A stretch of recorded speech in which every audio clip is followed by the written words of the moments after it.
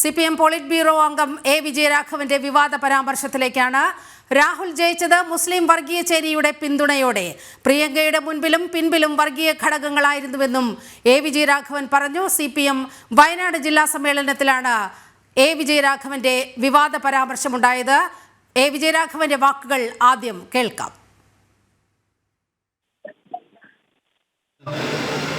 രാഹുൽ ഗാന്ധി ജയിച്ചില്ലേ? ആരുടെ പിന്തുണയില്ല രാഹുൽ ഗാന്ധി ഡൽഹിയിലെത്തിയത്? ആരുടെ പിന്തുണയില്ല? മുസ്ലിം വർഗീയ ചേരിയുടെ ദൃഢമായ പിന്തുണയില്ലെങ്കിൽ ഈ രാഹുൽ ഗാന്ധി ഇവിടുന്ന് ഡൽഹിക്ക് എത്തുവോ? അദ്ദേഹമല്ലേ പ്രതിപക്ഷ നേതാവ്, കോൺഗ്രസിന്റെ ഏറ്റവും വലിയ നേതാവ്. പ്രിയങ്ക ഗാന്ധി ഇവിടെ നമ്മൾ കണ്ടില്ലേ? ആരൊക്കെയായിരുന്നു പ്രിയങ്ക ഗാന്ധിയുടെ ഈ ഓരോ ഘോഷയാത്രയുടെ മുന്നിലും പിന്നിലും? ആരാ? ന്യൂനപക്ഷ വർഗീയതയിലെ ഏറ്റവും മോശപ്പെട്ട ഘടകങ്ങൾ, തീവ്രവാദ ഘടകങ്ങൾ വരെ അതിലുണ്ടായില്ലേ? തീവ്ര വർഗീയ ഘടകങ്ങൾ ഉണ്ടായില്ലേ? അവരെല്ലാം ഉണ്ടായിരുന്നില്ലേ അതില്? അവരെല്ലാമല്ലേ? അവരും കോൺഗ്രസിന്റെ കേന്ദ്ര നേതൃത്വമല്ലേ ഇവിടെ? പണ്ടൊക്കെ EMS മത്സരിക്കുമ്പോൾ EMSനെ തോൽപ്പിക്കാൻ വേണ്ടി ഇവിടെ വന്ന് കേന്ദ്രമന്ത്രിമാർ പോയിട്ടുണ്ട്.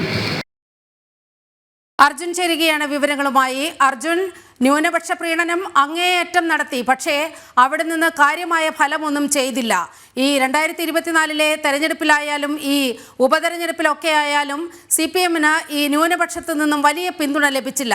അതിൻ്റെ ഒരു വളരെ കൃത്യമായ അമർഷമാണ് എ വിജയരാഘവന്റെ വാക്കുകളിൽ കൂടി പുറത്തു വരുന്നത് എന്നത് അനുമാനിച്ചുകൂടെ?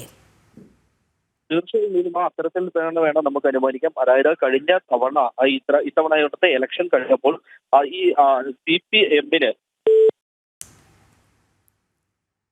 രാഹുൽ ജയിച്ചത് വർഗീയ ചേരിയുടെ പിന്തുണയോടെ എന്ന വർഗീയ പരാമർശമാണ് എ വിജയരാഘവനിൽ നിന്നും ഉണ്ടായിരിക്കുന്നത്. ഇതിനെതിരെ കടുത്ത വിമർശനം മുസ്ലിം ലീഗിന്റെ ഭാഗത്തു നിന്നും ഉണ്ടായി. ഇതിനെതിരെ ആദ്യം രംഗത്ത് വന്നത് KM ഷാജിയാണ്.